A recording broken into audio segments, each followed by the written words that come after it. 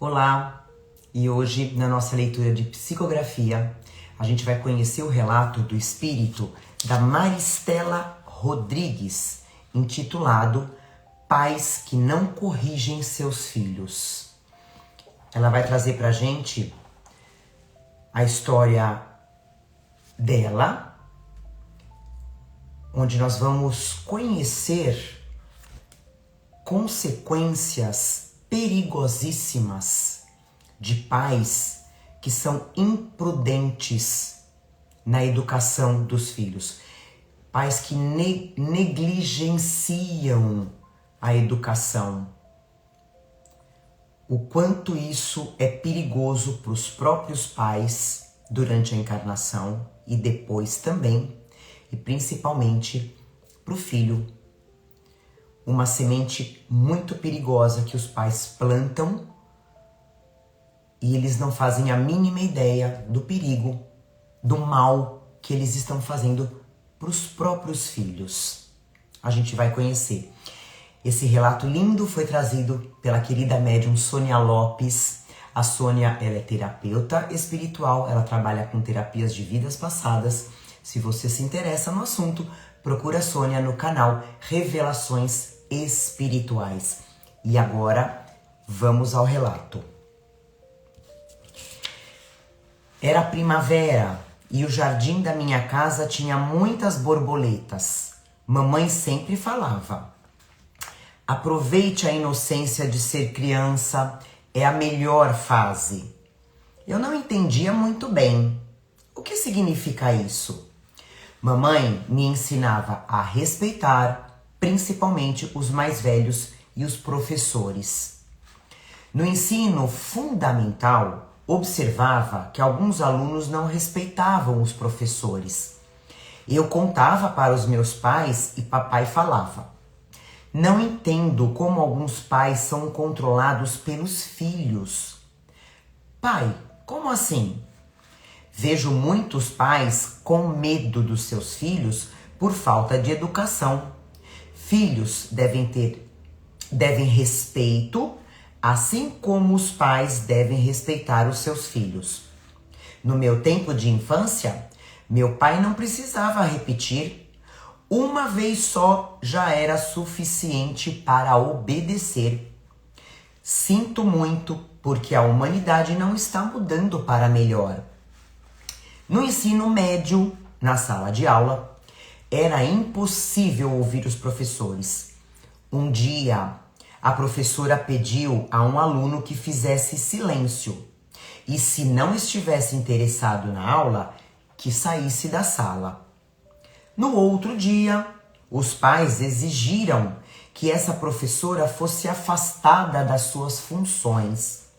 Miguel, o aluno que reclamou da professora, só piorou o comportamento.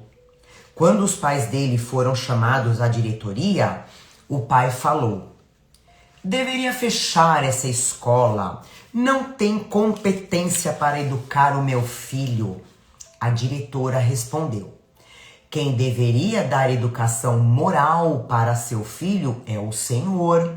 A escola não o quer mais aqui. O que foi que o meu filhinho fez de errado?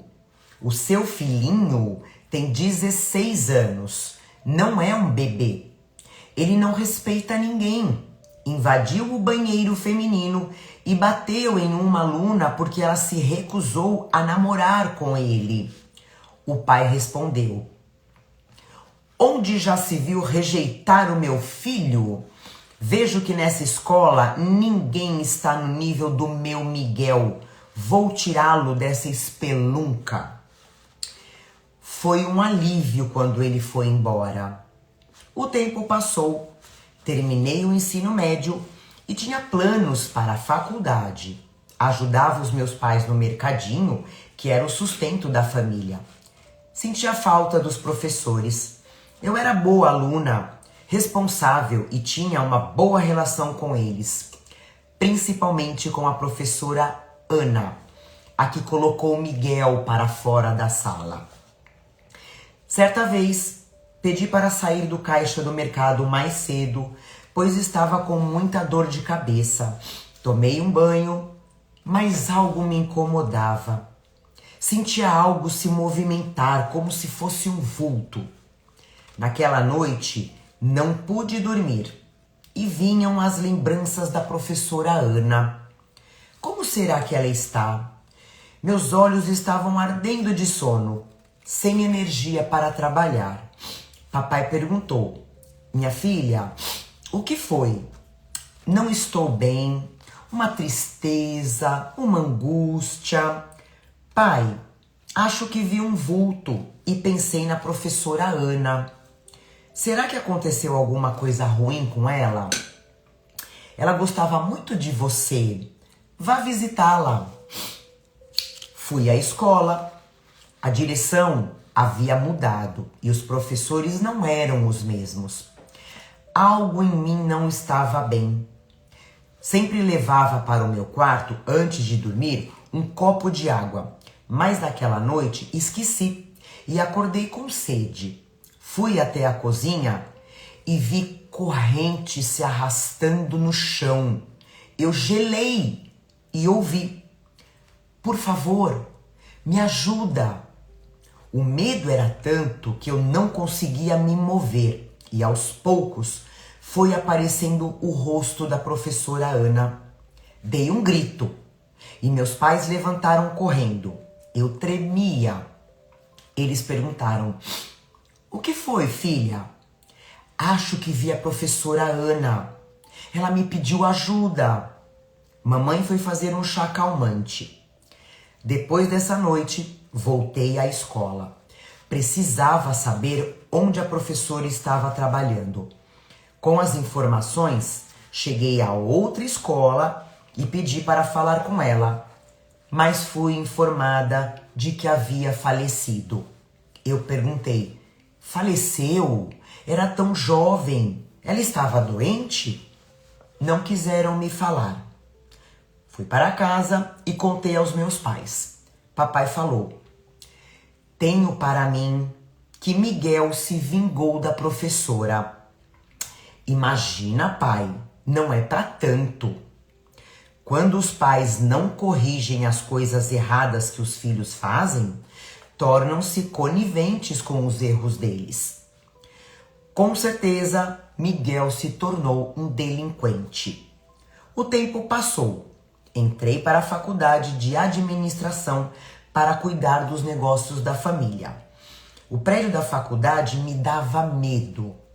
Vi tantas coisas erradas e eu pensava: por que esses alunos vêm para a faculdade se não querem estudar?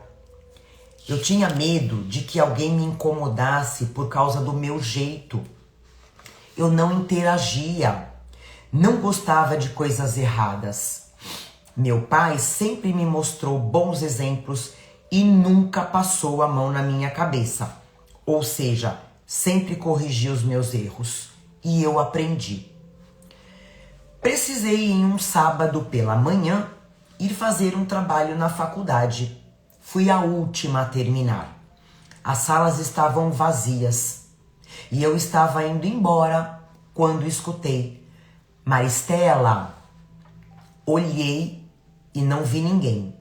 Nos corredores longos da faculdade, parecia que não tinham fim e eu estava com medo. A professora apareceu para mim. Ela me chamou para uma sala. Eu queria fugir, mas ela me mostrou sobre a mesa um papel e uma caneta. Então, ela falava na minha mente e eu escrevia. Naquele dia, eu saí mais tarde da faculdade e um grupo de rapazes esperou eu sair e me seguiu até o ponto de ônibus. Reconheci Miguel pela voz. Ele estava de boné. Estava escuro quando um carro passou por nós. Eu vi bem o rosto e realmente era Miguel. Ele falou que eu iria pagar por tê-lo colocado para fora da sala de aula.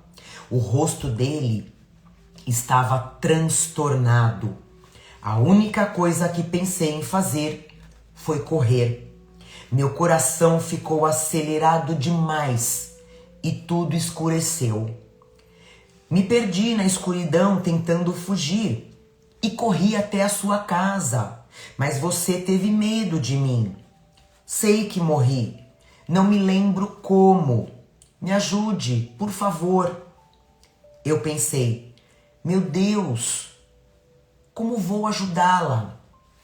Depois disso, a professora passou a fazer parte da minha rotina. Não ia embora. A presença dela não me fazia bem. A única forma que encontrei foi levar as cartas que eu escrevia quando ela me falava sobre como é do outro lado da vida a uma casa espírita. Ela falava, Miguel me assediava, não me respeitava como professora. Muitas vezes conversei com o pai dele a respeito do seu comportamento. O pai me respondia, você deve ter se insinuado para o meu filho. O pai de Miguel o defendia em tudo o que ele fazia de errado. Com muita ajuda espiritual, a professora Ana foi encaminhada para um lar espiritual. Eu segui a vida, casei-me, tive 2 filhos e tive muito medo de errar na educação deles. Pedi ajuda divina e sabedoria. Muitas vezes não sabemos como agir com os filhos. Na minha fase idosa, já nos meus últimos dias de vida, Ana veio me acolher e disse, o bem que você me fez, retribuo agora. Ela estava tão linda e iluminada. Junto com os outros mentores, fui para um lar espiritual. Soube que Miguel não conseguiu evoluir quando encarnado e se encontrava em regiões de baixa energia.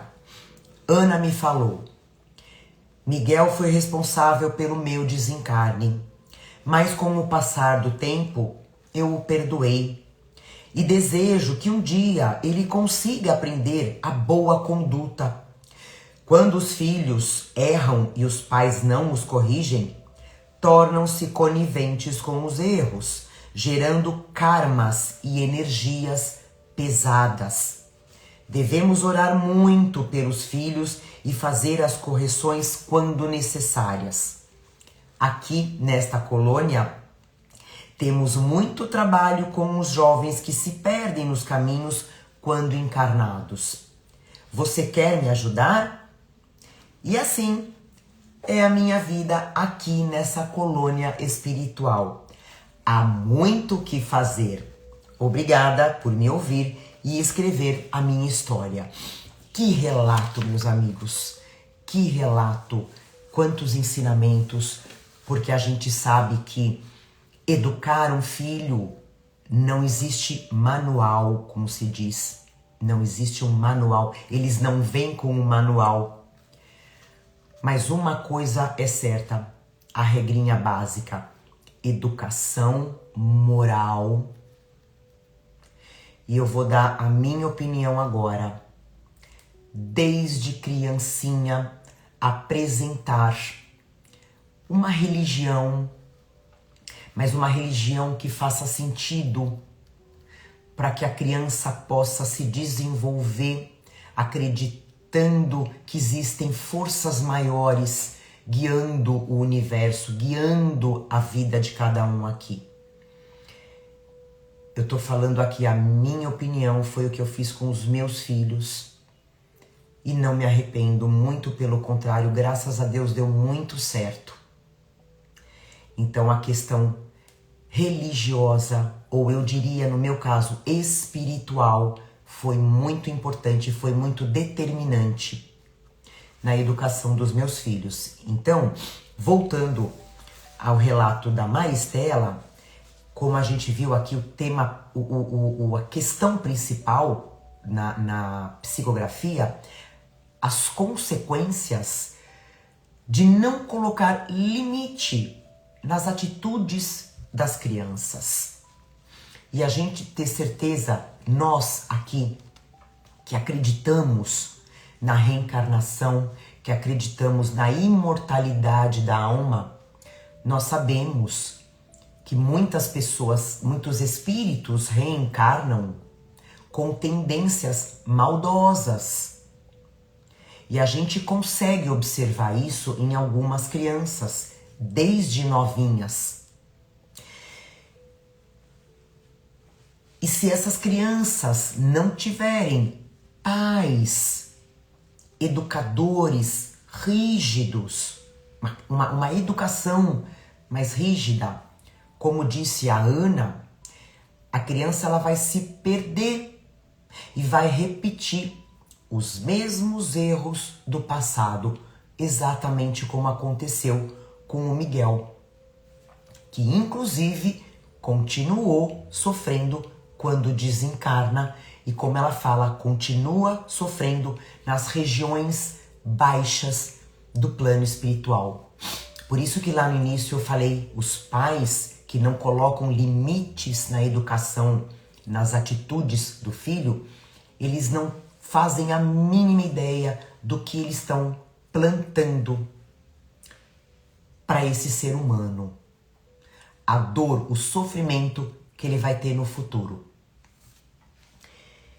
E também muito importante a questão dos pais serem coniventes com os erros dos filhos. E como ela falou, estes pais também terão que dar conta, terão que resgatar, prestar contas resgatando essa negligência na educação, né?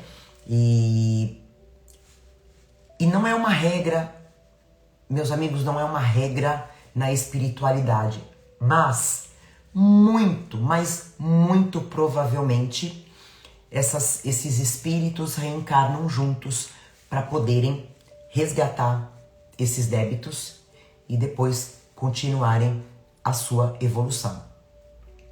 Porque pais que prejudicaram os filhos por conta da má educação, como a gente falou aqui, vão ter que resgatar esse débito. Normalmente, eles reencarnam juntos para evoluírem juntos.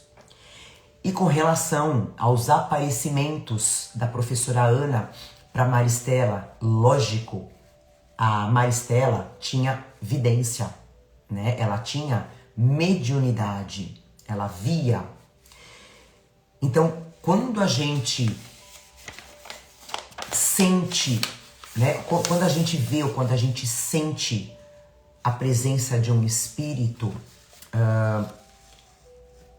qual é o caminho mais correto?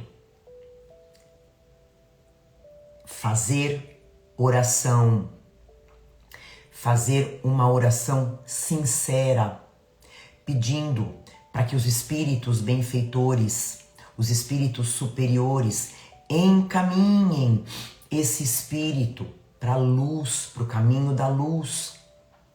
Porque lembra que a Ana falava que demorou, mas ela conseguiu perdoar o Miguel. Então, o que acontece? Na maioria dos casos de espíritos que estão presos aqui na Terra, são espíritos que estão sofrendo.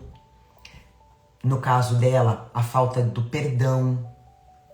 Então, isso faz com que o espírito fique preso, pedindo ajuda. Então, é a gente, com todo o nosso amor, oração, ajudar esse espírito a ser encaminhado para o plano espiritual. E como ela fez aqui, no caso, ela psicografou, né? Além dela ver, ela psicografava, ela levou as cartas para uma casa espírita. Isso é muito importante também, quando acontece. Uma outra ajuda que a gente pode oferecer para esse espírito é encaminhá-lo, sempre mentalmente, para uma casa espírita.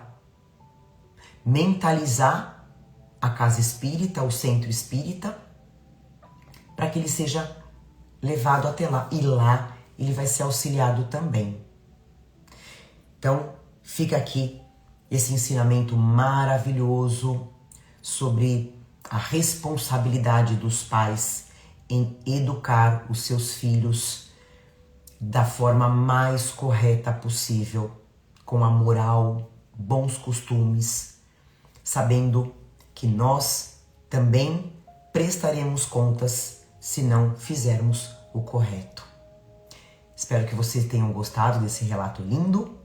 Curtam o vídeo e compartilhem para mais pessoas conhecerem sobre o mundo espiritual. Até a próxima!